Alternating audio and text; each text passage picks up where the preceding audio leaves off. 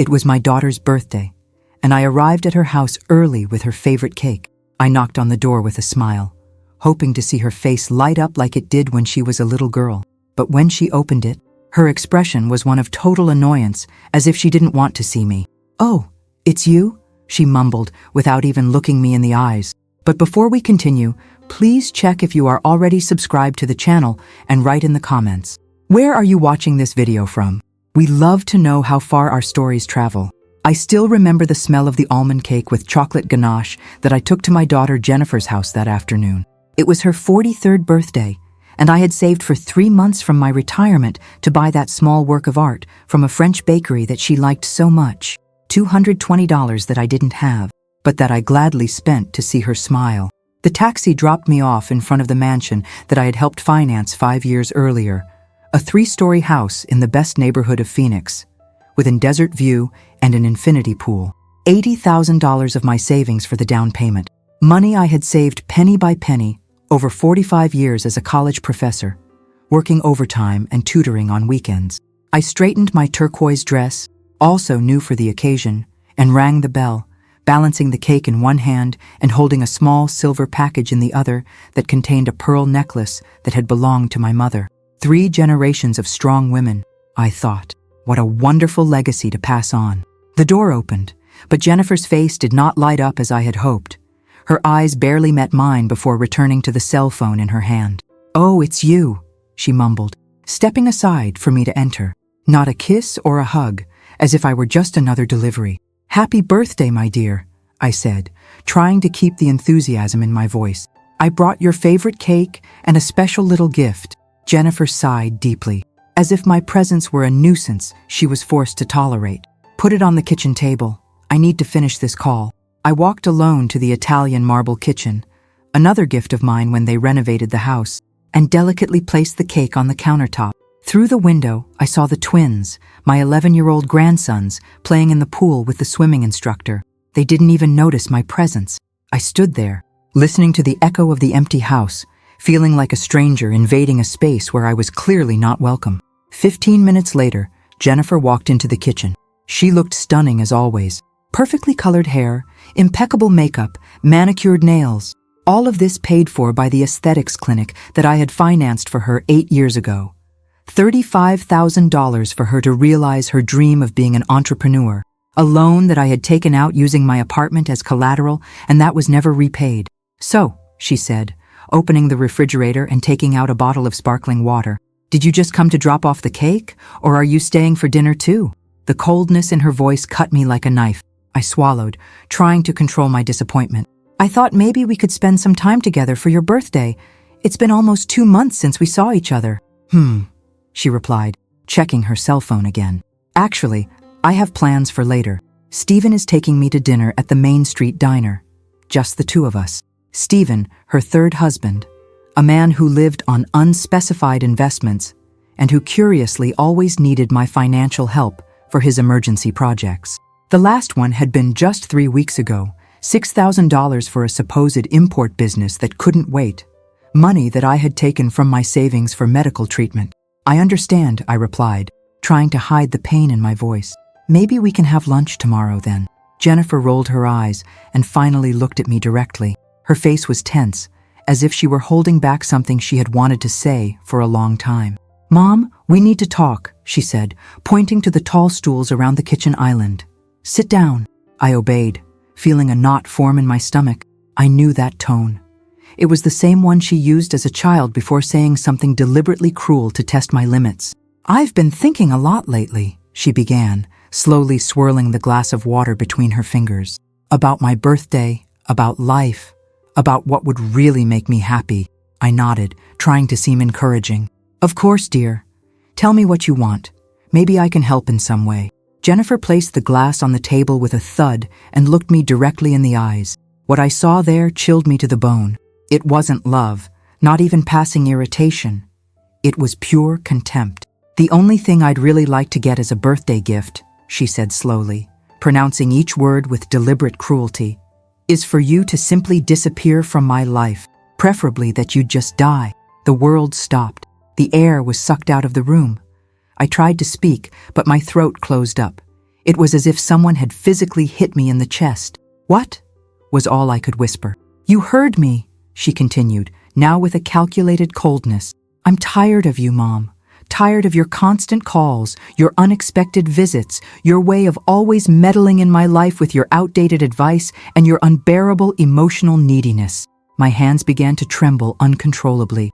74 years of life, 43 years of being her mother, and never, ever did I imagine I would hear such words come out of my only daughter's mouth.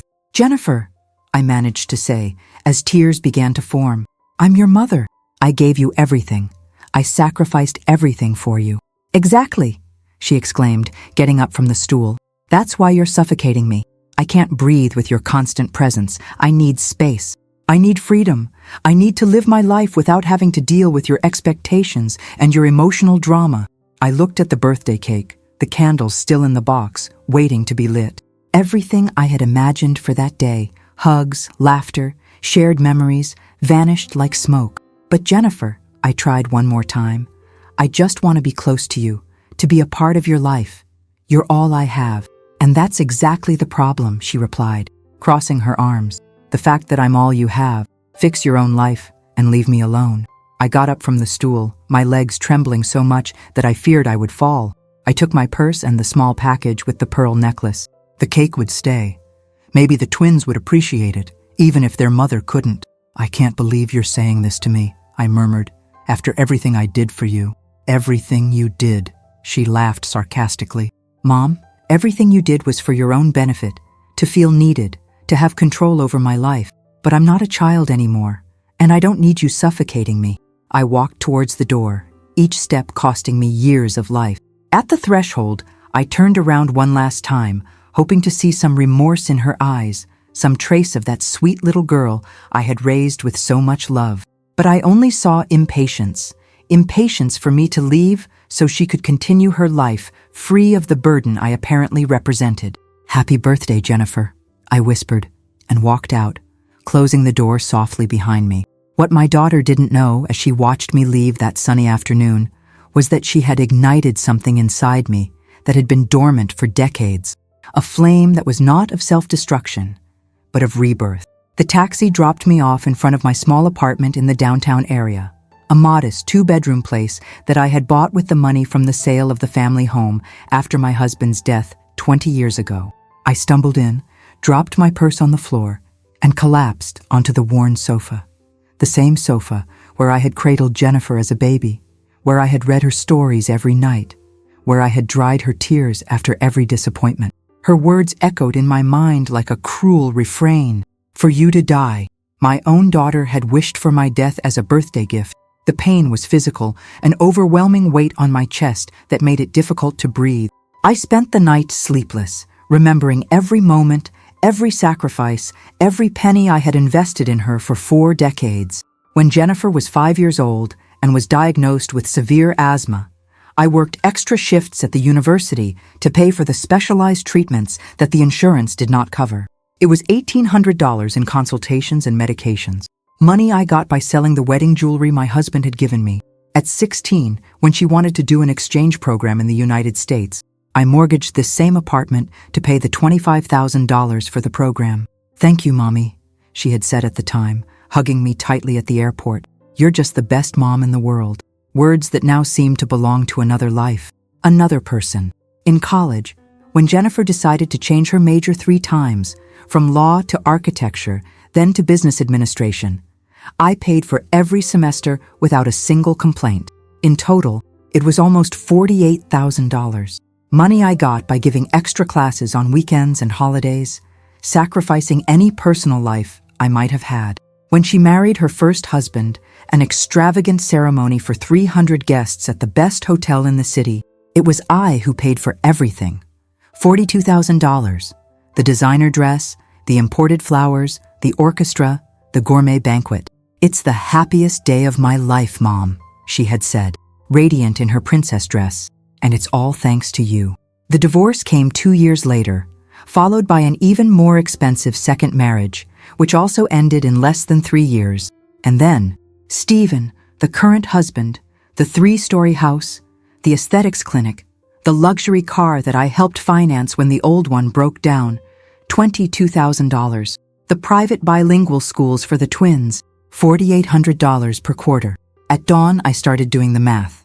I found an old box where I kept all the receipts, all the transfer slips, all the contracts I had signed over the years, not out of distrust, but out of organization. An old math teacher never loses her habits. Sitting at the kitchen table with a cup of cold tea that I didn't have the energy to drink, I started listing every amount, every date, every reason. The total left me stunned. More than $480,000 over 43 years, almost $500,000 that I had dedicated to my daughter's happiness, and all that to hear that her greatest desire was my death. Something strange happened as I looked at those numbers.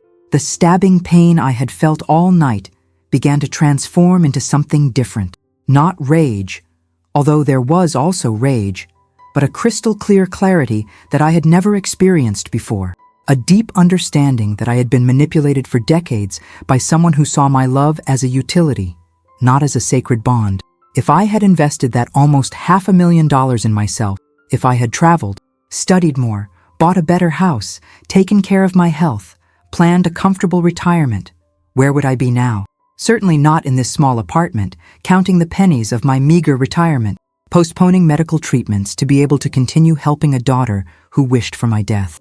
At 6 a.m, I did something I had never done before. I took the phone and blocked Jennifer's number. Then I blocked Stephen's. Then all the numbers associated with her family. It was a small gesture, but symbolically powerful. My first act of self-preservation in 4 decades. I took a long bath, put on my best clothes, a pants and blazer set that I rarely wore to save money, and left the house with a defined purpose that did not involve my daughter for the first time in years. First stop, the bank. The same bank where Jennifer and I had a joint account for emergencies, in which I regularly deposited small sums for any unforeseen event that might arise in her life. An account that at that moment had a balance of $18,000. "Good morning, Mrs. Helen." The manager, Mr. Smith, who had known me for years, greeted me. "How can I help you today?" "I want to close joint account number 4, Neela 526-789 and 1. I replied, with a calm that surprised me. "Are you sure?" "That account has a considerable balance," he warned, checking the computer. "Absolutely sure," I confirmed, signing the forms with a firm hand. "I want to transfer all that money to my personal account. Please." Seeing that $18,000 returned to my own account gave me a strange sense of power, a power I hadn't felt in decades. It was just the beginning. Next stop, the real estate financing office. When Jennifer and Stephen bought the mansion facing the sea, I not only gave the down payment, but also signed as the guarantor of the financing. That meant that if they couldn't pay, the responsibility would fall on me. But it also meant that I had rights to that property. Mrs. Helen, the loan officer, Mrs. Johnson, greeted me with a smile. "What brings you here today?" "I want to review the terms of the financing contract where I appear as a guarantor," I explained. "I need to understand exactly what my rights and obligations are." As she looked for the documents, I remembered the day I signed those papers. Jennifer had cried with emotion. "Thank you, Mom. You're our guardian angel. I love you so much," she had said, hugging me tightly. Stephen had also thanked me profusely, assuring me that they would never be late on a payment. "Here is all the documentation," Mrs. Johnson said, placing a thick folder in front of me. "As a guarantor, you are responsible for the payments if the primary holders cannot make them. But you also have the right to claim the property if you believe the debtors will not be able to meet their obligations." "Exactly," I replied, carefully examining each page. "What would be the next steps if I decided to exercise my rights as a guarantor?" "You would need to demonstrate that there is a risk of default or that there have already been significant delays," Mrs. Johnson explained. What she didn't know, and what Jennifer had unconsciously revealed to me the week before, was that Stephen had recently lost a substantial sum in a failed investment and that they had been late on the last mortgage payment. Information she casually shared, probably hoping I would offer help as I always did. "Perfect," I murmured, picking up copies of all the important documents. "And if I wanted to start that process?" Mrs. Johnson looked at me with curiosity, but remained professional. "Can I schedule a meeting with our legal department?" "If you wish, Please do so. When I left the office, I felt a strange lightness, as if I were floating above the hot city sidewalks. For 43 years, I had lived for Jennifer. I had sacrificed my own dreams, my money, my time, my health, everything to give her the life she always wanted. And the result? She wished for my death as a birthday gift. My next stop was a place I hadn't visited in years, the New Horizons travel agency, specializing in new beginnings for seniors. I had kept a brochure from them for years, secretly dreaming of possibilities that always seemed out of my reach. Good afternoon, a young advisor named Sarah greeted me. How can I help you? I saw your program about retirees abroad, I replied, sitting comfortably in the chair in front of her desk. I would like complete information on how a 74-year-old woman can start a new life in Spain. The following days were a roller coaster of emotions and secret preparations. Every morning I woke up with a mixture of pain, determination, and something I hadn't felt in a long time: hope. It was as if I had woken up from a long trance where I lived only to satisfy my daughter's whims. And now, finally, I was living for myself. On Tuesday, my phone rang insistently. It was Jennifer. I ignored the call. She called me 5 more times, leaving increasingly irritated messages. Mom, I need to talk to you. Mom, are you okay? Why aren't you answering? Mom, the twins have a presentation at school on Thursday, and we need you to stay with them afterward. Mom, I'm starting to worry. The irony was not lost on me. The same woman who had wished for my death as a birthday gift was now worried because I wasn't answering her calls. Not because she missed me or cared about my well-being, but because she needed me for something. On Wednesday, I received a visit from my neighbor and lifelong friend, Dorothy, a 70-year-old woman who had silently witnessed all my sacrifices for Jennifer over the decades. Helen, she said, sitting in my living room with a cup of coffee. You look different.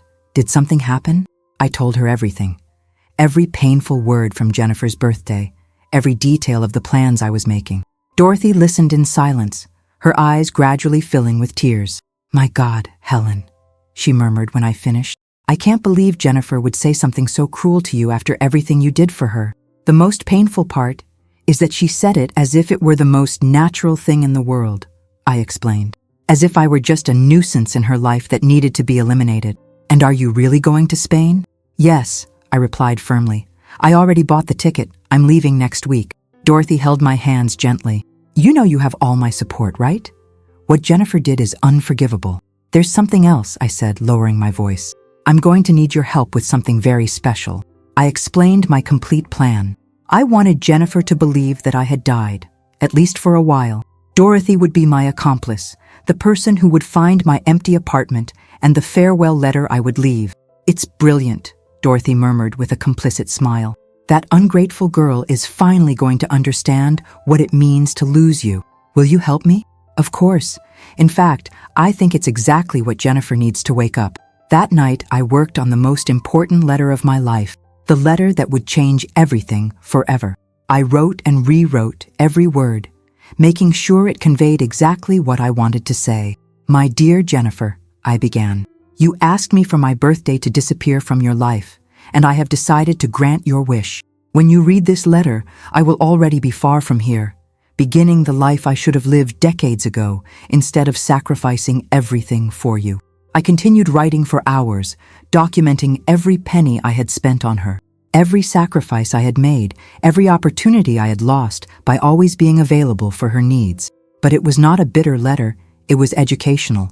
I wanted her to understand exactly what she had lost. Along with this letter, you will find all the legal documents that I signed this week, I continued. The change of the will, the cancellation of your supplemental health insurance plan that I paid for, the notification that as a guarantor of your mortgage, I have decided to exercise my rights due to your recent financial instability, and the closure of all the benefits you received from me. It was an 18-page letter that meticulously detailed everything that would change in her life now that I had disappeared. Exactly as she wanted.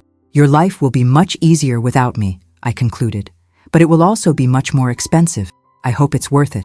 On Thursday, while I was putting my most important belongings in 2 suitcases, I received another call from Jennifer. Again, I didn't answer. She called me 4 more times, leaving increasingly desperate messages. In the last one, her voice sounded genuinely distressed. Mom, please, call me. Something happened. I need your help. The bank called us for an emergency meeting tomorrow about the mortgage. Please, call me as soon as you hear this message." So that was it. The bank had already contacted her about my request to review the contract. Reality was starting to set in. On Friday, Stephen showed up at my door. He looked exhausted and desperate, with deep dark circles and an unshaven beard. A very different image from the man. Always elegant and confident. "I knew. Helen," he said in a pleading voice. "Jennifer told me what happened between you two. I know what she said was terrible, even unforgivable, but please don't do this to our family." "Do what?" I asked, feigning innocence. "The bank told us you're starting a process to take the house because of mortgage delays. Please, Helen, it was only 1 month. I had some problems with investments, but I'll solve everything. I promise." It was fascinating. When Jennifer wanted to get rid of me, I was a nuisance. But when they realized that I controlled the financial reins that kept their luxurious lifestyle going, suddenly I was important again. "Stephen," I said calmly, "your wife was very clear with me. My presence in her life is a burden she no longer wants to bear. I'm just respecting her wishes." "But Helen, you know how Jennifer is when she's angry? She didn't mean that." "She didn't mean it?" "Because she sounded quite convincing when she wished for my death as a birthday gift." Stephen lowered his head. He knew he had no argument to defend the indefensible. "Please," he insisted, "give me a chance to fix this. I'll talk to Jennifer. I'll make her understand how wrong she is." "It's too late," I replied, slowly closing the door. "Give my grandkids a kiss for me." Saturday was my last day in that city where I had spent my entire life. I walked through the places that had been important to me. The university where I taught for 38 years, the park where I took Jennifer as a child, the church where I married her father. It was my silent farewell to a life that I had lived completely for others. On Sunday, I would begin a life that I would finally live for myself. On Sunday morning, Dorothy knocked on my door as we had agreed. She brought fresh coffee and a complicit smile that filled me with energy. "Ready for your great escape?" she asked with a wink. "More than ready," I replied, carrying my 2 suitcases to the door. "Do you have the spare keys to my apartment?" "Here they are," she said, showing me the set of keys I had given her the night before. "And I also have the letter for Jennifer, and all the documents you're going to leave." We had planned everything meticulously. Dorothy would wait until Tuesday to go to Jennifer's apartment and give her the documents, pretending that she had found my empty apartment and had been worried about my disappearance. "Remember," I instructed her while we waited for the taxi, "you have to seem genuinely worried. Tell her I didn't answer the phone for 2 days, that you knocked on my door and I didn't answer, and that when you used the emergency keys you found the apartment empty and the letter. Don't worry, Helen. I was an amateur theater teacher for 20 years. It will be the performance of my life," Dorothy assured me with a mischievous smile. The taxi arrived punctually at 6 in the morning. As the driver loaded my suitcases, I gave one last look at my apartment. I had lived there for 15 years. But strangely, I didn't feel nostalgia. It was as if I were finally freeing myself from a prison I had built myself. "To the airport?" the taxi driver asked. "To the airport," I confirmed, and I felt as if those 2 words marked the beginning of my new existence. The plane trip to Barcelona was long, but peaceful. For the first time in decades, no one knew where I was. No one could call me to ask for favors, money, or time. It was an intoxicating feeling of freedom that I hadn't experienced since before I became a mother. During the almost 12-hour flight, I wrote in my diary everything that had happened in the last week, every detail, every emotion, every decision that had brought me to that moment, suspended in the sky between my past of self-denial and my future of self-discovery. "This is the first time in 43 years," I wrote, "that I'm doing something completely for myself, without calculating how it will benefit Jennifer. It's terrifying and liberating at the same time." I arrived in Barcelona on Monday morning, local time. A representative from the travel agency was waiting for me at the airport with a sign with my name on it. He was a young and kind man named Miguel, who spoke Spanish with a strong Catalan accent. "Mrs. Helen," he greeted me with a genuine smile. "Welcome to Spain. I hope you're ready for a new adventure." "More than ready," I replied. And for the first time in weeks, my smile was completely authentic. Miguel took me to a small but charming furnished apartment in the Gothic quarter that the agency had rented for a month, while I decided if I wanted to stay permanently.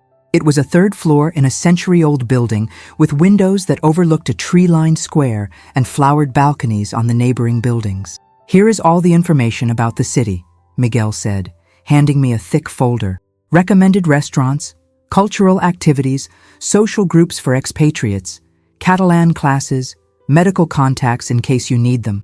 I also scheduled a meeting with a financial advisor for Wednesday to help you with the paperwork if you decide to stay permanently." That afternoon, after a short rest, I did something I hadn't done in years. I went for a walk without a defined destination, without schedules, without commitments, without anyone waiting for me to solve their problems.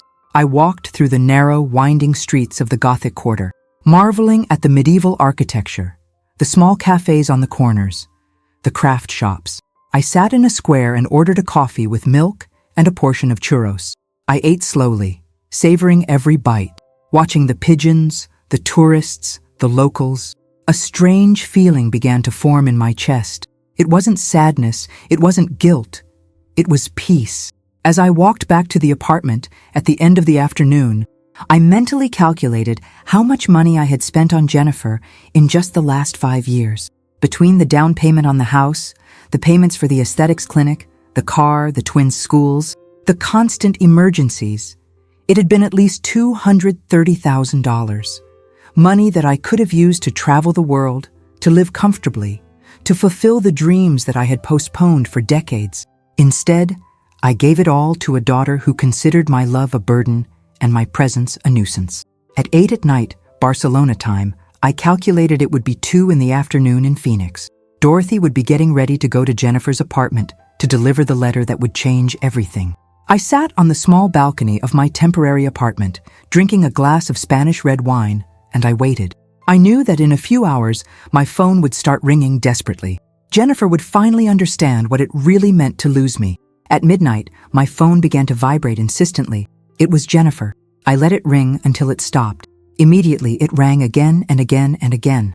On the 5th attempt, I answered. "Mom!" she screamed, her voice choked with sobs. "Where are you? Dorothy showed up at the house with a letter from you. She said you disappeared. What's going on? What is this craziness?" "Hello, Jennifer," I replied calmly, watching the lights of the old city as I spoke. "Did you read the letter?" "Yes, I read it. Did you go crazy? How could you do this to us? Where are you?" "I'm exactly where I need to be, away from you, as you wished. But I didn't want that. I didn't want you to really leave. I was just angry, frustrated." There it was, Jennifer's typical tactic, minimizing the damage she had caused, making me feel guilty for reacting to her cruelty.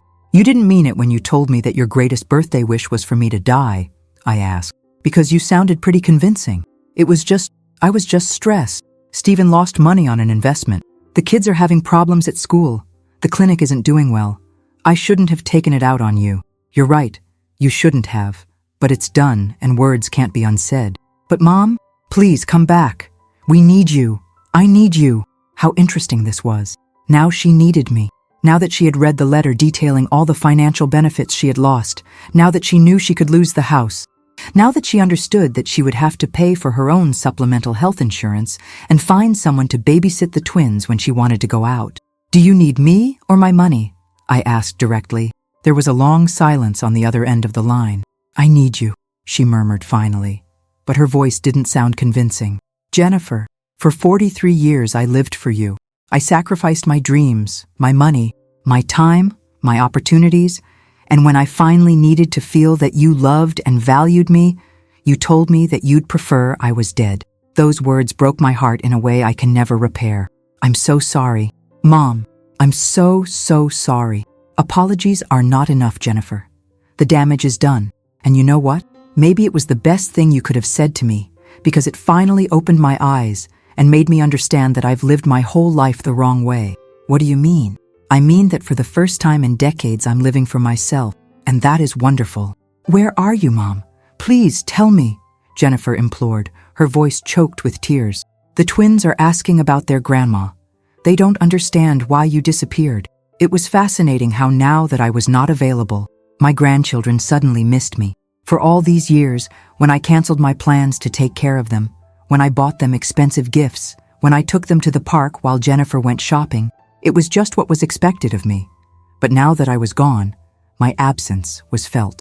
"The kids will be fine," I replied, looking at the stars over Barcelona. "They are resilient. What they will learn is that actions have consequences and that hurtful words can destroy relationships forever." "But Mom, please, you can't just disappear like this. What if something happens to you? What if you get sick? How will we know?" Now she was worried about my well-being. How convenient, Jennifer. In the last 3 years, I had 2 episodes of high blood pressure that took me to the hospital. "Do you know how many times you visited me?" "None. You always had something more important to do." "That's not true," she protested weakly. "It is true. The first time I called you from the emergency room, you said you couldn't come because you had a party at a friend's house. The second time it was Stephen's birthday, and you were celebrating."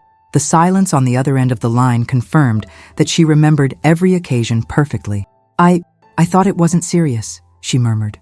"Of course, because my health was never a priority for you, but my checks were." "It's not about the money," Jennifer screamed. "It's about you. I miss you." "Mom, do you miss me, or do you miss having someone available 24 hours a day to solve your problems?" I hung up without waiting for an answer. The phone rang again, but this time I silenced it completely. I needed peace to enjoy my first night of freedom in a new country. The following days were a constant discovery, not only of Barcelona, but of myself. There were parts of my personality, interests, and desires that had been dormant for decades while I lived for Jennifer. Now they were waking up one by one like flowers after a long drought. I discovered that I loved Gothic architecture and could spend hours admiring the details of the Barcelona Cathedral. I realized that I had a natural talent for languages, and that Catalan, with its similarities to Spanish, was not as difficult as I imagined. I rediscovered my love for mathematics, something I had taught for years, but which I hadn't practiced for pleasure in a long time. On Wednesday, I had my meeting with the Spanish financial advisor. He was an older man named Mr. Ferrer, who helped me understand all my options for permanent residence in Spain. "With your current savings and your American retirement," he explained, "you can live comfortably here for many years. Spain has excellent health programs for foreign retirees, and the quality of life in Barcelona is exceptional." For the first time in years, I spoke openly about my finances without worrying about saving money for Jennifer's emergencies. It was liberating to calculate my expenses based solely on my own needs and desires. "You can also invest part of your savings here in Spain," Mr. Ferrer continued. "The returns are stable and safe. In 5 years, you could significantly increase your assets if you invest wisely." Increase my assets. How many times did I have that opportunity? But I always preferred to spend the money on my daughter's whims. "Is there anything else I should know?" I asked. "We have many clients in situations similar to yours," the advisor added with a sympathetic smile. "Older people who came to Spain looking for a new beginning after complicated family relationships. You are not alone in this experience." That information comforted me deeply. I was not the only mother who had been manipulated and discarded by ungrateful children. There was a whole community of people who had chosen their own happiness instead of the toxic demands of their families. On Friday, I joined a senior expatriate walking group. There were 12 people, all between 65 and 80 years old, all looking for adventure and new experiences. During the walk through the hills surrounding Barcelona, I started a conversation with a woman named Luisa, a 76-year-old Italian who had arrived in Spain 3 years earlier. "What brought you here?" she asked me while we admired the panoramic view of the city. "A daughter who told me that her greatest birthday wish was for me to die," I replied without filters. I no longer had the energy to soften the reality. Luisa looked at me with wide eyes. "You're serious?" "Completely. After financing her house, practically raising her children, and sacrificing my retirement for her needs, she told me that my presence in her life was an unbearable burden." "My God," Luisa murmured. "And what did you do?" "What? I disappeared from her life, and here I am." Luisa smiled with admiration. "You're very brave. It took me 7 years to make the decision to walk away from my toxic family. My son and daughter-in-law treated me like a walking ATM." During the rest of the walk, Luisa and I shared our stories. She had come to Spain after realizing that her adult children only contacted her when they needed money for their vacations, their new cars, or their whims. When she decided to set limits, they accused her of being a selfish mother and threatened not to let her see her grandchildren. The first few months were difficult, Louisa confessed as we walked down a tree-lined path. Guilt consumed me. I thought maybe I was really selfish, that a good mother should always sacrifice herself for her children. And what changed your perspective? I realized that my children never wondered if I was happy, if I had enough money for my own needs, or if my constant sacrifices were hurting me. They only cared about what I could give them. That's not love, Helen. It's exploitation. Her words resonated deeply in my heart. For decades, I had confused emotional manipulation with filial love, constant demands with genuine need. At the end of the walk, Louisa invited me to a support group that met bi-weekly. Older women who had made the difficult decision to prioritize their well-being over toxic family expectations. I accepted immediately. That night, I turned on my phone for the first time in 3 days. I had 78 missed calls and 32 text messages. Most were from Jennifer and Stephen, but there were also some from unknown numbers, probably friends they had recruited to try to locate me. I read the messages chronologically, observing the evolution of my daughter's panic. The first ones were still emotional. Please, Mom, come back. We need you. The kids are crying for you. But they gradually became more desperate and focused on financial issues. The bank called us for another meeting. They say you requested a review of the contract as a guarantor. They can't take our house away for a misunderstanding. On the 4th day, the messages had become aggressive. This is ridiculous, Mom. You're ruining our lives over a tantrum. Act like an adult and come back. And finally, desperate. I called all the hospitals, the police, your friends. No one knows where you are. If something happens to you, it's going to be my fault. Please, just tell me you're okay. It was fascinating to observe how at no point did Jennifer genuinely apologize for wishing for my death. At no point did she acknowledge the cruelty of her words or express real remorse. Everything revolved around the negative consequences that my absence had for her. I decided to reply to one last message. I am perfectly fine and happier than I have been in years. What you are experiencing now are the natural consequences of your actions. I hope this experience helps you to understand the value of the people you love before it's too late with others in your life. The response came immediately. Please, Mom, we can fix this. I promise I'll never say horrible things again. Just come back. I wrote my final answer. Empty promises don't fix broken hearts, Jennifer. The words you said to me revealed what you really think of me. You can't undo that truth with desperate promises. After sending that message, I blocked her number and all the numbers associated with Stephen. I also blocked the unknown numbers that had called me. It was time to close this chapter once and for all. In the following week, I met again with Mr. Ferrer to sign the papers that would allow me to reside permanently in Spain. I also made arrangements to permanently transfer my Mexican retirement and start the process of selling my apartment in Phoenix. Are you sure you want to make it permanent? Mr. Ferrer asked. It's a very significant decision. I have never been more sure of anything in my life, I replied, signing each document with a firm hand. For the first time in decades, I am making decisions based on my own happiness, not on the demands of others. That afternoon, I received a call from Dorothy, my dear neighbor and accomplice. Her voice sounded lively. Helen, you're not going to believe it, she said. Jennifer came to my apartment yesterday crying hysterically. She begged me to tell you to come back, that it had been a terrible misunderstanding. And what did you tell her? I told her the truth, that what she had said to you was unforgivable, and that if I were you, I would have also disappeared forever. You should have seen her face when she realized that even the neighbors knew how cruel she had been to you. Did she mention anything about the financial problems? Oh, yes. She said that without your help, they can't pay the mortgage, that the bank is pressuring them, that Stephen can't solve the financial situation, and that the kids need things for school that they can't pay for. Basically, she realized everything I did for them when she lost it. It was exactly what I expected. She didn't miss me as a person. She missed my function as a financial provider and problem solver. Dorothy, I asked her, when someone asks about me, especially Jennifer, I want you to say that I'm dead to them, because in a way it's true. The Helen who constantly sacrificed herself for an ungrateful daughter really died on her birthday. I understand perfectly, Dorothy replied. And you know what? I think it's the best death you could have chosen. 3 weeks after my arrival in Spain, my new life had taken shape in ways I never imagined. I signed up for Catalan classes 3 times a week. I started a watercolor course on Tuesdays and Thursdays, discovering an artistic talent I didn't even know I possessed. I joined an expatriate reading club that met on Sundays. For the first time in decades, my agenda was full of activities that I had chosen. Activities that provided me with pleasure and personal growth, not obligations imposed by the needs of others. But the most surprising transformation was financial. Without Jennifer's constant demands, my savings not only remained stable, they were growing. The investments I had made with Mr. Ferrer were already showing positive returns, and for the first time, I could plan my financial future based solely on my own needs. That Wednesday in April, while I was having my morning coffee on the sunny balcony of my apartment, I received a call from an international number that I didn't recognize. I hesitated to answer, but curiosity got the better of me. "Mrs. Helen Miller?"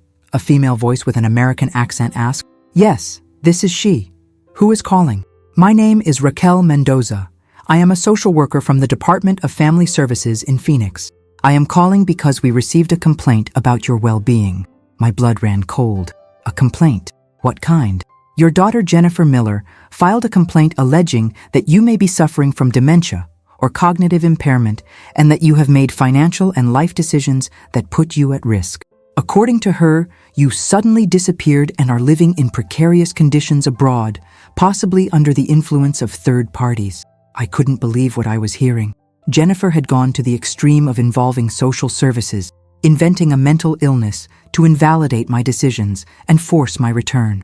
"Ms. Mendoza," I replied in a firm voice, "I do not suffer from dementia or cognitive impairment. I am living in Spain by my own choice, in a comfortable apartment, with excellent medical care and in perfect mental health. My daughter's allegations are completely false. I understand your position, Mrs. Miller, but we need to verify your well-being. Would it be possible to coordinate a medical and psychological evaluation through the American consulate in Spain?" "Of course," I replied without hesitation. "I am willing to undergo any evaluation that demonstrates that I am in perfect mental health and that my decisions were made with total clarity." After coordinating the details for the evaluation, I hung up the phone feeling a mixture of rage and disbelief. Jennifer had crossed a line of no return. Not only had she wished for my death, but she was now trying to destroy my mental credibility to regain control over my money and my life. I immediately called my lawyer in the States, Mr. Vargas, who had helped me with all the legal procedures before my departure.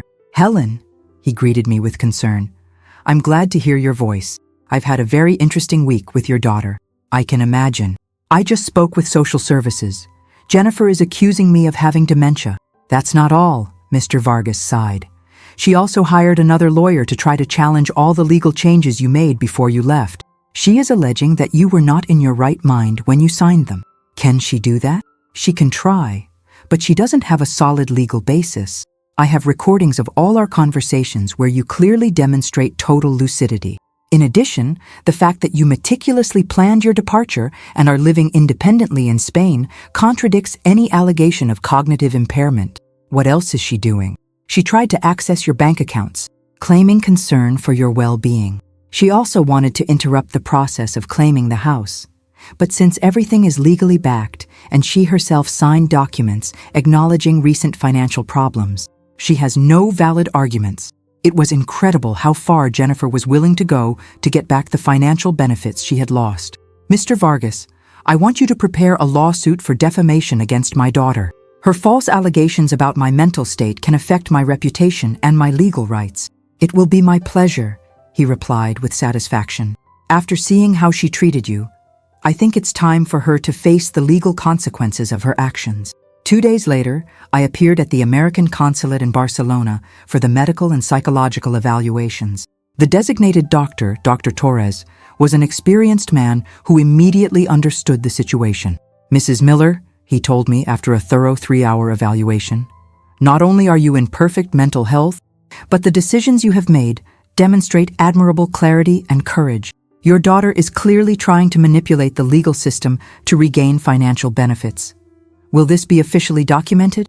"Absolutely. I will send a detailed report to social services explaining that the allegations are unfounded and that you are living an independent and healthy life in Spain. That same afternoon, I received a call from the social worker. Mrs. Miller, we received the medical report from the consulate. It is clear that your daughter's allegations are unfounded. We are going to close the case and notify Jennifer that her complaints have been deemed unfounded. Thank you, I replied. Will this be recorded in any way? Yes. It will be documented that she made a false complaint about the well-being of a family member, which can have legal implications if it is repeated. Perfect. Jennifer not only failed in her attempt to invalidate my decisions, but now she had an official record of having made false complaints. That night, I decided to do something I had been postponing. Write a detailed account of my experience, not for Jennifer, but for other women who might be living similar situations of manipulation and emotional abuse by adult children. I wrote for 4 hours, documenting every sacrifice I had made, every manipulation I had suffered, and every step I had taken to reclaim my dignity and my life. I titled the text, When Motherly Love Becomes Self-Destruction. My story of liberation at 74. I sent the text to a blog I had discovered, specializing in stories of older women who had found the courage to radically change their lives. A week later, I received an enthusiastic response from the editor. Helen, she wrote, your story is powerful and inspiring. We received hundreds of comments from women who completely identify with your experience. Would you be willing to participate in a video interview for our YouTube channel? I accepted immediately. It was time to use my experience to help other women trapped in toxic family dynamics. The interview was published 2 weeks later and quickly went viral. Thousands of women shared similar stories of adult children who emotionally manipulated them and financially exploited them. The comments were a catalog of pain and recognition. My 37-year-old son lives in my house, doesn't pay rent, and insults me when I ask him to look for a job, one woman wrote. My daughter only calls me when she needs money for vacations, but she never has time to visit me when I'm sick, another shared. I thought I was the only mother who felt used by her own children, a third confessed. But the most impactful thing came a week after the interview was published. I received an email from an address that I immediately recognized. It was from Stephen, my son-in-law. Helen, he wrote, I saw your interview on Letters to Helen. I need you to know that I completely agree with you. What Jennifer said was unforgivable, and the way she treated you for years is unacceptable. I witnessed how she manipulated and used you, but I never had the courage to confront her because we were so dependent on your financial help, he continued. I want you to know that the twins miss you very much, and they don't understand why you don't come to see them anymore. Jennifer told them that you are sick and can't visit them, but I think they deserve to know the truth when they are older. The email ended. I know it's probably too late for apologies, but I wanted you to know that at least one person in this family recognizes how much you sacrificed for us. I hope you are happy in your new life. I read the email 3 times before deciding how to respond. Finally, I wrote, Stephen, I appreciate your honesty, but belated apologies do not change the damage caused. I hope this experience helps you to be a better husband and father, and that you teach your children to value the people who love them before it's too late. It was the first time that someone in my family publicly acknowledged the abuse I had suffered. That didn't change my decision to keep my distance, but it gave me a sense of validation that I had needed for years. My new life in Spain was flourishing in unimaginable ways. I had genuine friends who valued me for who I was, not for what I could give. I rediscovered hobbies and passions. I had peace of mind and financial stability, and most importantly, I had dignity. 6 months after my arrival in Spain, my life had taken a form that I never dreamed was possible. It was a sunny spring morning when I received a call that would change everything once again. It was Dorothy, my dear neighbor and accomplice in Phoenix. Helen, she said in a lively voice, you have to hear this. Jennifer lost the house. My heart stopped for a second. Despite everything, a part of me still cared about my grandchildren's well-being. What exactly happened? I asked. The bank foreclosed on the mortgage last week. Stephen couldn't get back the money he lost. They fell behind on 3 more payments, and since you were the guarantor and you exercised your legal rights, the bank proceeded with the foreclosure. Jennifer came to me yesterday crying desperately. And are the children okay? Yes. They moved to a small apartment on the other side of the city. Stephen finally got a stable job at a tourism company, earning much less than before, but at least it's something secure. Jennifer also had to go back to work at the clinic, not as the owner, but as an employee. The mixture of feelings I experienced was strange. I didn't feel joy for their suffering, but a deep satisfaction of justice. For the first time in their lives, Jennifer and Stephen were living with the real consequences of their decisions, without having someone to rescue them. "Is there anything else?" Dorothy continued. "Jennifer asked me if I knew how to contact you. She said she wants to genuinely apologize, that she finally understands everything she lost when she lost you." "And what did you tell her?" "I said that some wounds are too deep to heal and that some words can never be unsaid. I also said that you are flourishing in your new life and that it's probably better for both of you that she doesn't try to contact you." Dorothy was right. Throughout these 6 months, I had built an inner peace that I didn't want to risk for empty promises from a daughter who repeatedly demonstrated that she only valued me when she needed me.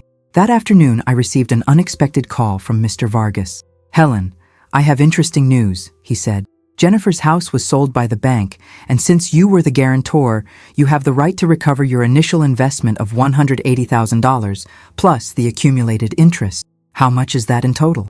$210,000. "The bank has already approved the transfer. The money will be in your Spanish account next week." It was incredible. Not only had I recovered my original investment, but I gained an additional $30,000. Money that would have been lost forever if I had continued to be the eternally sacrificing mother.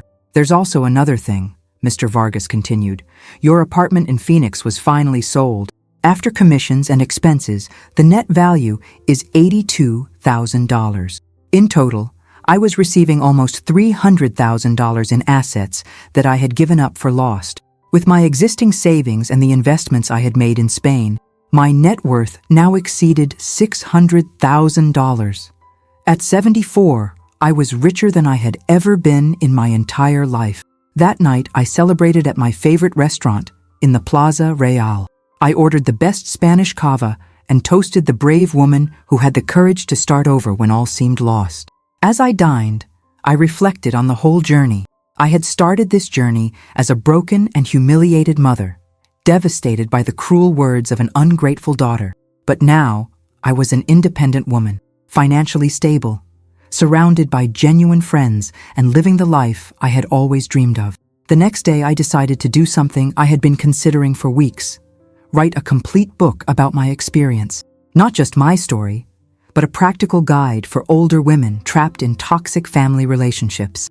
I contacted a Spanish publishing house that specialized in self-help and personal growth books.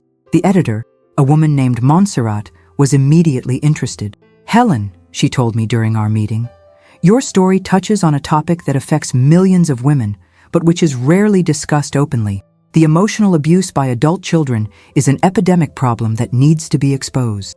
I spent the next 3 months writing When Love Hurts, Freeing Yourself from Emotional Family Abuse After 70. The book documented not only my personal experience, but also practical strategies for recognizing manipulation, setting healthy boundaries, and finding the courage to prioritize one's own well-being. The book was published 8 months later and became a bestseller in several countries in Europe and Latin America. The letters I received from readers were extraordinary. Women from all over the world wrote to me, telling me how my story had given them the courage to make radical changes in their own lives. "I read your book and finally understood that I'm not a bad mother for refusing to continue financing my 42-year-old son's irresponsibility," wrote Martha from Chile. "Your story helped me to understand that true love does not demand self-destruction," shared Teresa from Portugal. "After reading your book, I sold my big house and moved to a small apartment that I can afford without depending on the help of my children. For the first time in years, I sleep in peace," recounted Sofia from Argentina. But the letter that moved me the most arrived a year after the book was published. It was from a young mother named Paula. "Mrs. Miller," she wrote, "I'm 32, and I have a 67-year-old mother who has sacrificed her entire life for me and my siblings. After reading your book, I realized that we are treating her exactly the way Jennifer treated you. Your story opened my eyes and made me understand that I was repeating a toxic pattern that could destroy my relationship with my mother forever. Yesterday, I called my mother and apologized for all the years of taking her for granted. I also told her that I want to help her realize her own dreams instead of expecting her to always be available for mine. Thank you for helping me understand this before it was too late." That letter made me cry with joy. My pain had served to prevent other families from going through the same destruction. 2 years after my arrival in Spain, I received a physical letter in my mailbox. The handwriting on the envelope was familiar, but I couldn't immediately identify it. When I opened it, my heart raced. It was from my grandsons, now 13 years old. "Dear Grandma Helen," they wrote in teenage handwriting, "Dad told us the truth about why you left. He said that Mom said very cruel things to you, and that's why you decided to start a new life away from us.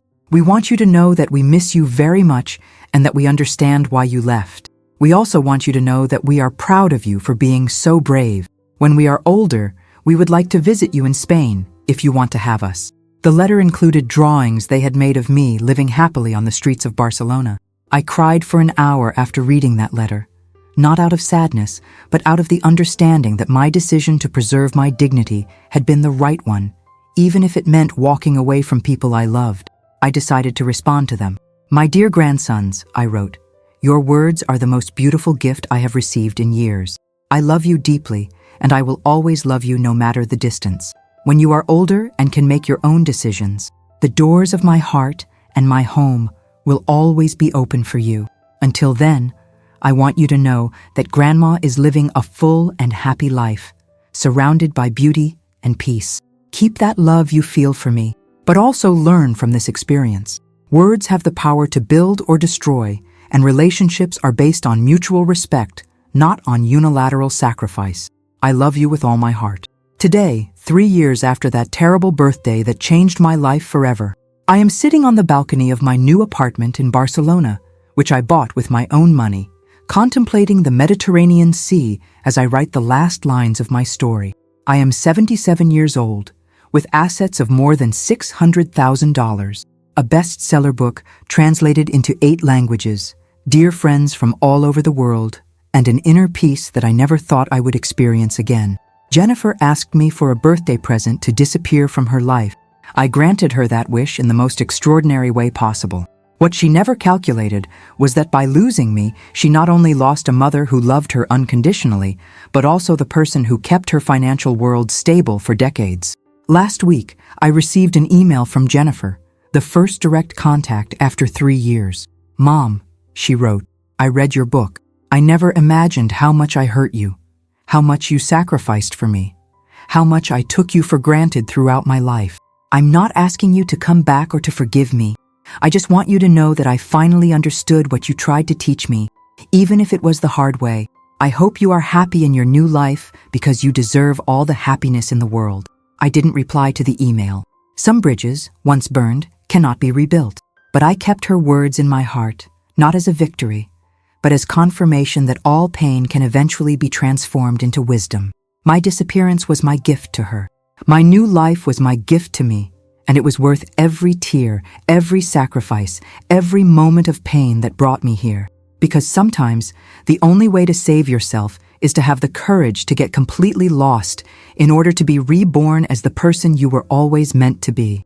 Now, if you liked this story, click on this next video that is appearing on the screen, because in it, there is a story of betrayal and a twist like you have never seen before.